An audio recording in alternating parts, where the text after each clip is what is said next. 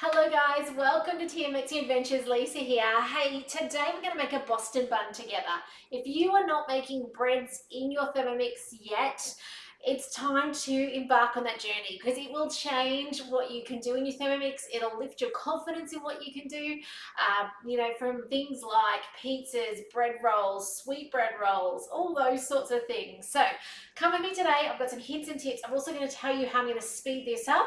However, those of you who are watching live on Facebook, you're going to have to jump over to YouTube tonight and watch the replay because this is going to be segmented. I can't show you the whole lot in one go. And I want to show you the whole process, but you'd be pretty bored sitting here watching the whole time. So do say hi if you're watching on today, by the way.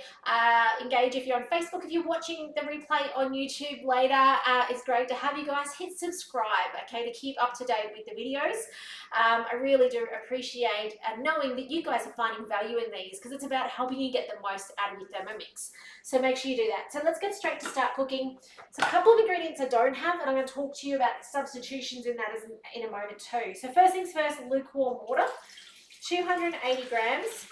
When it says lukewarm, really what it's looking for there is not cold water. You know, if you live somewhere where your climate is quite cold, they don't want you to turn on your tap and it comes out with this fridge-like water. The yeast cannot activate with coldness. It needs to be body temperature, 37, 40 degrees. We can use our Thermomix to bring that up.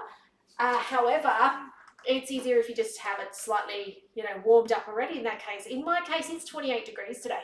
My tap water that's fine, lukewarm, warm enough, okay? So 5 teaspoons of dried instant yeast. Keep this dried instant yeast in your fridge or freezer. It does not like temperature changes. It'll actually die and you'll find that you're getting flat bread rolls. Hello Linda, lovely to see you on today. Okay, baker's flour. Now you cannot swap in a gluten-free flour in this case unless it's a specific bread gluten-free flour. Okay, so here, those of you who are completely celiac and gluten-free, you can't just go and use your good old, gluten-free plain in this recipe. It will not work. Okay, you can do that in baking. You've seen me do that in cakes and biscuits, but you can't do it with bread. You will be sad, okay? Let me just think for a second. If I was going to do this gluten-free, I'd be looking at something like the artisan gluten-free loaf. And actually, my son made that today for lunch. We had that for lunch today with beautiful, he did round off onions for lunch today. I'll try and get a photo up later. I did take a photo of it before we devoured the whole lot. So I'll get that up later. And we ran out of almonds, and that calls for almonds in the recipe. So we actually just he swapped in sunflower seeds. And it was actually lighter and fluffier than almonds even are. So there you go. That's what I would do. I would use, and I'll tell you the bits I would change, but it would be a bit of an experiment, okay? But I do think you could make that loaf work for you. 1 teaspoon of salt. Okay, important that you add salt when you've got flour. If you've ever had something taste like just flour, you've eaten like a scone or something and it's just tastes floury, it's because it's lacking the salt. You need to have the salt. It cuts through that. 2 teaspoons of milk powder. Okay, so this is actually more of a brioche. Brioche meaning typically it's got butter and milk in it. It says 2 teaspoons. I'm just roughly estimating. This is a soup spoon. Sometimes a brioche will also have egg in it as well. Okay, so bread improver. I don't do bread improver. I'm not exactly sure what it is. I like to know my ingredients, and we tend to eat it all in one go. Now, if you don't have a big enough family to eat it all in one go, make this as small individual rolls so that you can just eat what you want now, and then I'd freeze the rest. After it's proven where it's actually doubled in size, I would just freeze it and then get it out and cook it as you want it. Okay, that would be my biggest tip. You can put apple cider vinegar in. It does improve the fluffiness of bread as well. We don't tend to find it makes a difference. Okay, I'm quite happy to leave that out. And then I know all my real deal ingredients in here.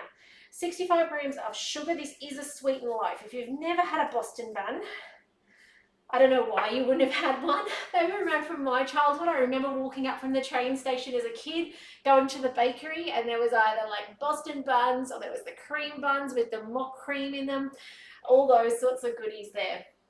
I'm just cutting it a little short, but don't tell the kids. Salted butter. Now, as I said, this is that part of the brioche. If you think about your normal bread making, often it's got oil in it, right? It's got the olive oil in it. Your butter is that oil component, yeah? Okay, 45 grams. It says softened. I've just cut it into chunks. Wasn't sure how much of this I was going to need. That'll do. Okay, next up, nearly done. Oh, the lid. So now it's going to combine through. That's actually it. 40 seconds speed through. There is one more ingredient to add in a second. Let this come together. I'll give you a sneak peek. I love how quickly the Thermomix does this for us, but it also gives you time to put the ingredients away. How cool is that? This is the beauty of Thermomix cooking.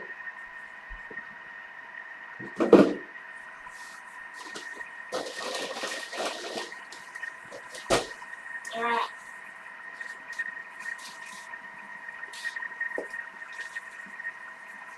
Ten seconds. Look at it coming together in the Thermomix. How cool is that?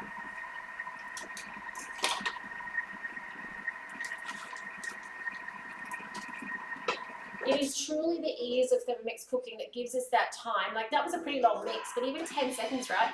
You can put away so much in 10 seconds, and because it stops at the end of that time, it means even if you're delayed, yeah, it doesn't matter. How cool is that? All right, next. Insert the measuring cup end. I'll just show you what this looks like though. So this is where, look at that, it's come together, but it's not kneaded yet. That gluten hasn't been stretched and formed together. Now you'll see it's got a 7-minute knead. If you were in a hurry, you could take this down to 3 minutes. Are you going to get a slightly different texture? Yes. Does it matter? Not if you're going to eat it straight away. Okay. Hello, Andrea. Lovely to see you on. So definitely minimum of 2-minute knead time with your breads in your Thermomix. This one has that longer knead because it's just trying to refine those bubbles down to smaller parts. Okay, that's its idea, its concept. Now, if you are gluten-free and you're using artisan loaf, what would you change? You want to increase your sugar in that up to about what we use today, 70 grams. Is it 70? I think it was 70. And you would want to, I think it's got an oil in it, swap that for butter or just leave it as it is. I really wouldn't worry too much about that. Now, I'm not going to stay around for this whole time, but I am going to tell you what I'm going to do next. And if you want to see the rest, YouTube tonight after 7 o'clock is the place this goes, okay? I have myself a rose gold from the mix shop tray. Okay, I'm really excited to share some news about the mix shop shortly with you, hopefully the next day or so. But this is from the mix shop. It's a pizza tray. I've got some baking paper. You can see that it's been used. I've used it to make wraps. Okay, if you need to know how to make wraps, let me know. I'm actually going to go straight from the Thermomix, when this is done, straight onto the mat, onto this here. Okay, not the mat, onto this.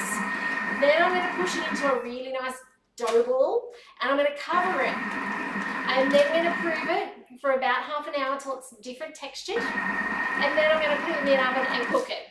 That's as simple as that. That is the summarized version of what you're going to see me do shortly over on YouTube. All right, so those of you on Facebook, I'm going to love you and leave you now. Come watch the replay on YouTube. I have to make one note. Hang on, I forgot to tell you something. We haven't added the dried fruit.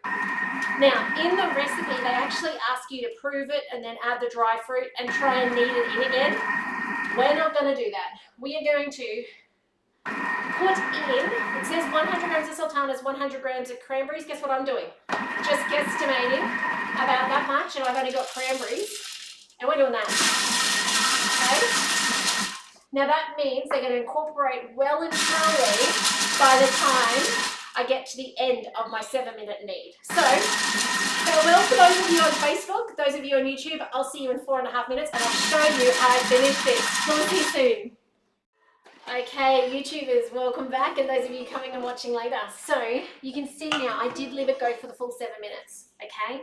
Now, it has incorporated for me those cranberries, which is what I was hoping it would do.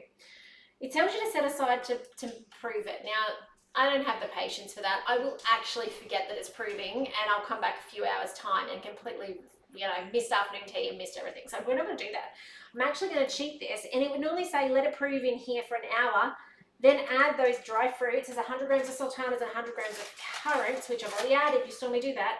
Insert the measuring cup, and then tells you to knead for 10 seconds. In my opinion, they don't get in there. Last time I made this, they didn't get incorporated. Okay, the dough is too, look how thick that dough is. Like, it's too thick. Even though it's risen and it does get a little bit sticky when it's rising, they sit in the bottom.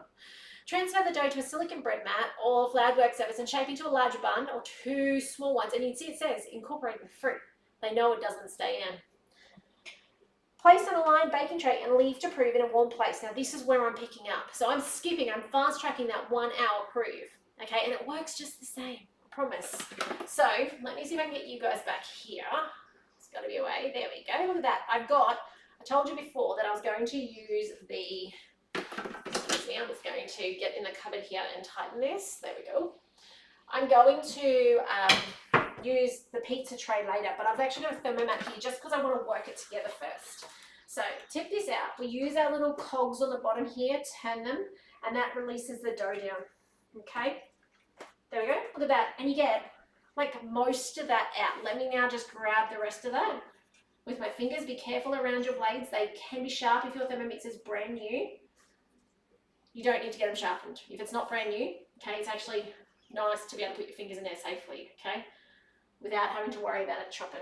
Okay, so I want to work into a ball. I can use the mat, and I do like using the mat where I push it together like this, okay. By the way, you can get yourself a thermo mat in the mix shop, or you can host a demo and get yourself one as well. Now, in essence, I'm treating this as if it is a massive bread roll. But this is the point for those of you who do not want a whole beautiful big dough, because maybe you just don't need it all. There's only 1 of you or 2 of you. This is where you can slice it up into, say, 6 or even 8 if you want really small ones. Let them rise on a tray and then freeze them. Then take them out, airtight them, and then you've got them for when you want them. So see how I push this together? This is actually the bottom. You can see it's quite crease looking. Okay, it's got all those crease marks from pushing it together. Now I'm going to use my baking paper. I'm simply going to invert it upside down. The bottom should be relatively nice. It's sticking a little bit. And then just make sure those bits are down. It actually didn't look as nice as I wanted it to. So let me just show you how to fix it. So pretend it's that big bread roll. Okay, I'll take it off. And all I'm doing, I wonder which camera is the best one, this one. All I'm doing is I'm treating it like a big bread roll. I'm stretching the top and I'm pushing it together underneath. Turn it, stretch the top, push it underneath. So I'm ending up with what's hopefully going to be a really smooth top. That's what I'm looking for, is a beautiful smooth top. That's better. And then just give it a push down, because as it rises, it's going to rise. Now we need a warm spot for, say, 25 minutes. Because we didn't do that first rise, half an hour. Now I'm going to put a timer on my screen in my Thermomix, because, as I said, I'll forget. All right, so we've got this timer function on the TM6. I love it. Come on, it's taking a second. Lots of things happening on our internet today. And when the timer does come up, I'm going to put the half an hour on it, because, as I said, otherwise I'll forget. I'm going to find a warm spot to put this. Maybe the timer's not coming up today. Come on. All right, we'll leave the timer. For some reason, it's not happening today. Try one more time. No, it really doesn't want to work today. Maybe it's because I'm in a recipe. Let's jump out of a recipe. Try again. Nope. I give up. Oh, there it is. When I say give up, it comes. Okay, so minutes, we're just going to put it on 30 minutes in a warm spot. What we're looking for when we come back is that it's doubled in size, and then it's going into the oven. What I'll do is I will take a photo of it once it's doubled in size, so that you'll know what you're looking for. I'll actually take a photo of this now too, so you can compare the sizing. Then it is going into an oven. It is going into a 180-degree oven. Don't worry about preheating it now, do it a bit later. And we're gonna put the sensor into it. So we'll come back, I'm going to show you the sensor and how that works. It is a game changer, especially if you're a bit like me and you're easily distracted and you're not confident with knowing when things are cooked. It is going to show us when this is cooked. So let me come back, show you this proven in about half an hour's time, show you the sensor, show you how that works, and let's finish this recipe together. So we'll see you soon.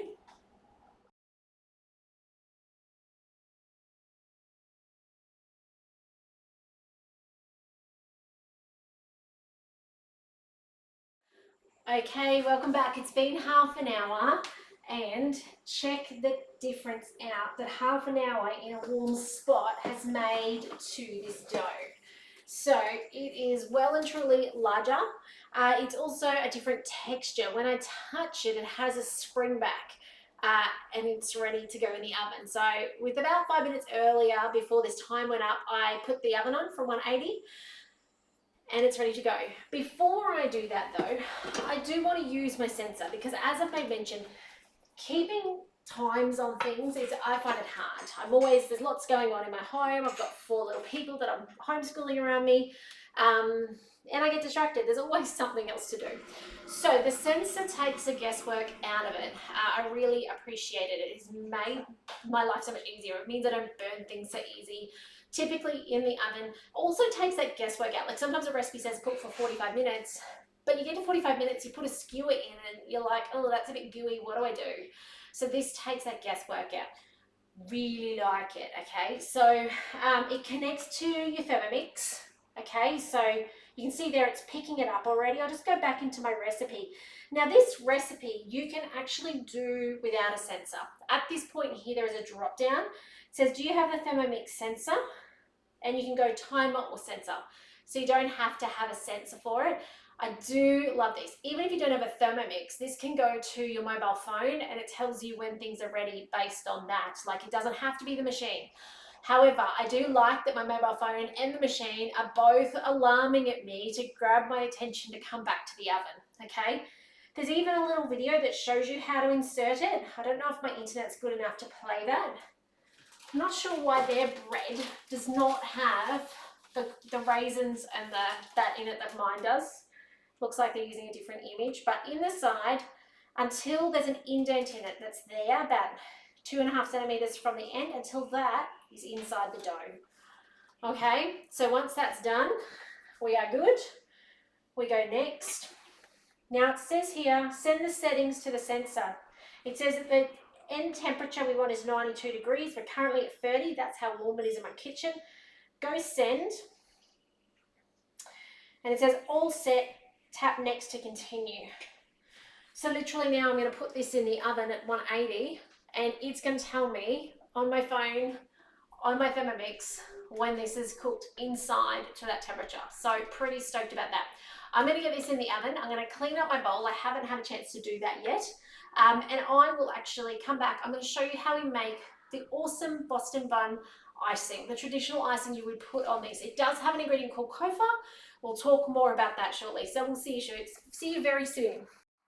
Okay, welcome back. I have cleaned the bowl out and I've actually dried it because I want to make icing sugar.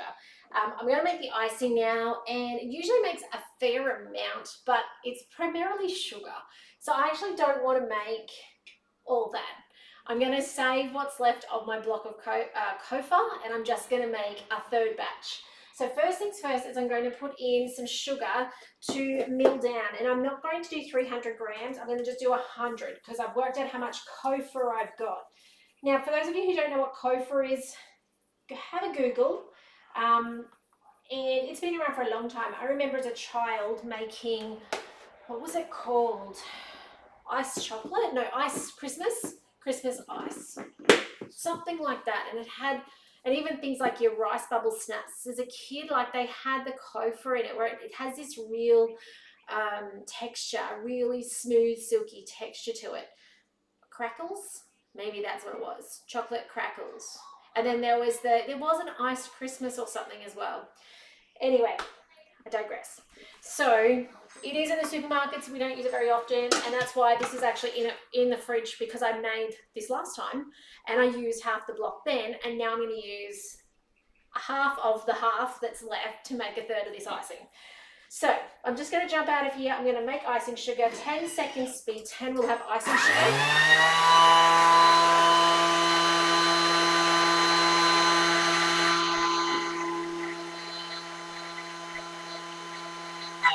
I didn't put a timer on to count down. You have to if there's heating involved, but no heating. Just swipe that off the screen so it goes back to 0. We have icing sugar magic. How cool is that? All right, let's get back into our recipe. By the way, those of you who are interested, the sensor is going still. It's in the oven. I am going to need to wait for this to cool, but I wanted to just get everything done.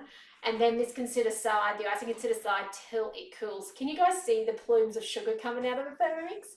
Anyway, on the app, you can see there it tells you what temperature we're going for, 92. You can see it's currently at 41 and it tells you the approximate time left is, doesn't tell me, I don't think. What about if I touch it? No. If I go to my machine, if I go there, it'll drop down where the timer wasn't working before. You can see it's got the same data across there as well, okay? If you have trouble with focusing on cooking and remembering to get things out, get the sensor. It's a game changer, okay? So, 50 grams. It just takes that guesswork out. It means it calls you when it's done, a bit like the Thermomix. It's kind of like next level Thermomixing. It did say, by the way, on this Kofa room temperature, so I had sliced it into slithers so that it was kind of cooler faster.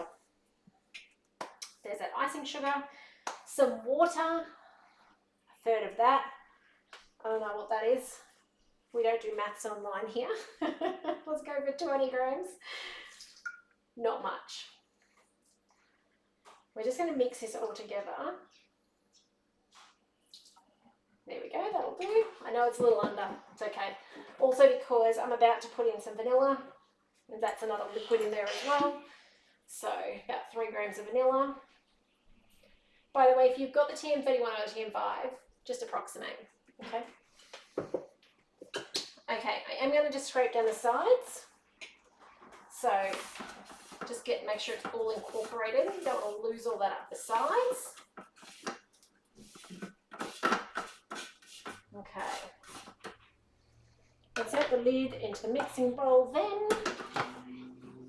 Okay, 6 minutes, yeah?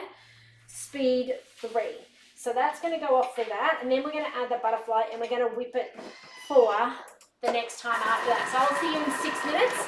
And actually, we're going to do less. We don't have as much in there. We're going to actually take that down to 3 minutes. About there. I'll see you in 3 minutes and we'll finish this recipe together. See you shortly. Okay, it's finishing off that 3 minutes and we'll have a look at the texture change in it. Insert the butterfly end. See how it's smoothed out a lot. It's kind of come together. It somewhat reminds me of like a meringue, but it's certainly not. It's definitely dissolved the sugar, which I think is what the job is there as well. Just scraping the last of that sugar in. And now we're going to turn it into like a fluff, which is pretty cool. So in with the butterfly. Now remember your butterfly goes on, you find the high blades and you go on the back side or anti-clockwise side. Insert the measuring cup. And it's got a 2 minute, which will make it 1, because remember we've got a third of the recipe. Speed 3, a maximum speed 4 with a butterfly or any accessories, but we only need 3. And then I'll show you in a second what this looks like. All right, let's have a look. Final product of the icing. It says to remove the butterfly whisk, and then it says to spread it over the top, but that is done. That is our third of the batch of icing ready to go on our Boston bun. Once the Boston bun is cool. Okay, that is the most challenging part, is waiting for it to cool. But I'll come back in probably an hour and a half, 2 hours, and I'll just show you the icing and I'll show you how we finish it. It has coconut sprinkle on the top. It is divine. If you've never made this, give it a go. You will not regret it. It'll be a favorite, like a Sunday afternoon thing that you just do in your home. But I'll be back soon. We'll put it all together. See you then. Okay, welcome back. I've just taken down the oven. Everything was alarming me to say, hey, come get me out. You can see that it is done. Let me grab that camera and show you. And now the wait time to let it cool. You have to get it to cool, otherwise that Kofa is just going to melt in the icing. And there's that sitting there waiting to be served up. And yeah, so I'll see you later. I'll come back when it's cool. We'll put the icing on and I'll show you what it looks like. See you soon. Okay, welcome back. We're going to finish this off. It's been an hour or so now. I put it in the fridge. I went to the gym and now I'm home. I'm going to grab this icing. It is well and truly cool. And we're going to talk in a minute about how to take that sensor out too, because we do want to make sure we protect it on the way. But I'll just show you, this icing is just next level. If you've never tried Kofa icing, I know it's full of sugar, but it is just amazing. So it's the texture that really gets you in this icing.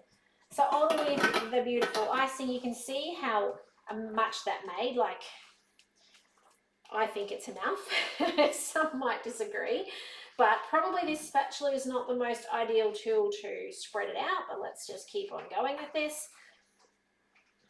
You can see the picture how thick their icing actually is. Just want enough to cover the top. By the way, my oven obviously was a little hot for this today.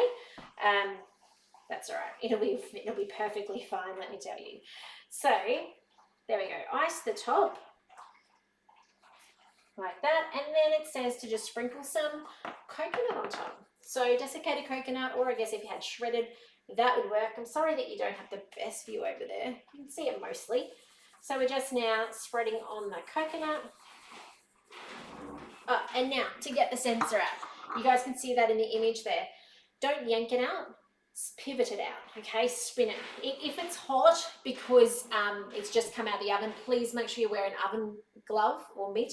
But yeah, spin it to take it out so that it doesn't put pressure on these little joints here. But that is your Boston bun. Look at that, beautiful and amazing. You know what's in it, which, you know, to me, and my family, that's important, knowing what's in your food. I hope you'll give this a go. I wonder if I've got a knife. Yes, I do. Let me give you an inside view of what the Boston bun looks like. All right, let's have a look at the inside. So this is my awesome Thermomix bread knife, by the way. I've had it for a very long time. Some of you have seen it multiple times. I just broke the bread. Not the best cut in the world, but look at that. Check that out. Albeit I didn't cut all the way through. Look at that. So fluffy and so tasty, I'm sure. So incredibly tasty. Okay? If you've not made this, give it a go. Even if you don't want the icing, the bread alone is phenomenal. Well worth taking the time to make. So I hope this inspires you to give it a go. I hope it gives you confidence with your Thermomix. I'm here to answer questions. If you do get to making it and you're stuck, not sure if it's risen enough, ring me, contact me, send me a message. I'm here to help you get the most out of Thermomix. Otherwise, thanks for joining me. Boston bun for the win. Give it a go. Well worth the effort in your Thermomix. But take care. I'm going to see you in the next video soon. Bye for now.